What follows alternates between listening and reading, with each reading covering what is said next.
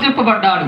ఎందుకు దేవుడు యోబును ఆశీర్వాదకరంగా మేలుకరంగా ఎందుకు ఉంచాడంటే దేవుని లేఖనాలు పరిశుద్ధ గ్రంథం నుంచి యోబు గ్రంథముల నుంచి మీకు క్లుప్తముగా ఆ మొదటి అధ్యాయంలోని 3 మాటలు మన క్లుప్తముగా 3 మాటలు మీకు తెలియజేస్తాను.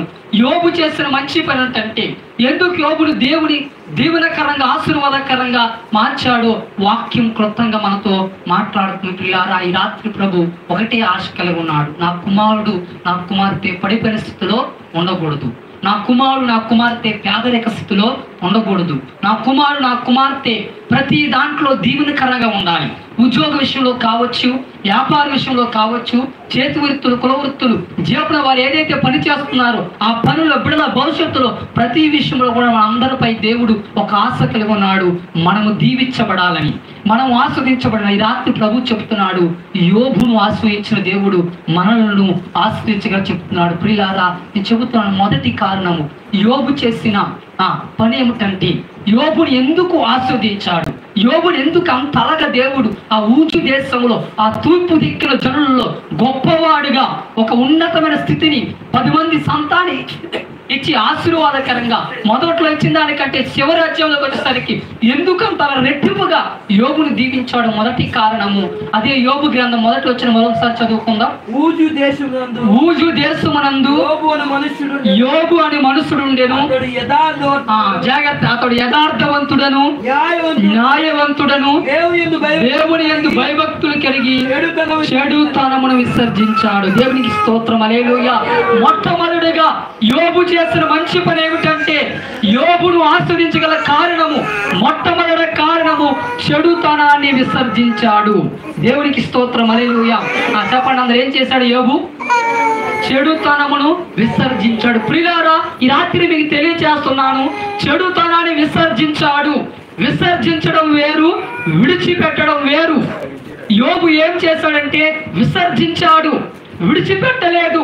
ఈరోజు చాలా మంది దేవుని నమ్ముకున్న తర్వాత, దేవుని తెలుసుకున్న తర్వాత, ఆ దేవుని ఆరాధించుకొని దేవుని తెలుసుకొని బాప్తిస్మకారం పొందిన తర్వాత ప్రభువుని అంటారు, దేవా రేపు నుంచి నేను వాటిని విడిచిపెడతాను, రేపు నుంచి అక్కడికి వెళ్ళను, అవి చూడను, వారితో నేను ఉండని విడిచిపెడతానో చెప్తారు కానీ మరలా వాటిని విడిచిపెట్టడం. అందుకే యోబు ఇక్కడ విడిచిపెట్టలేదంట, విసర్జించాడు.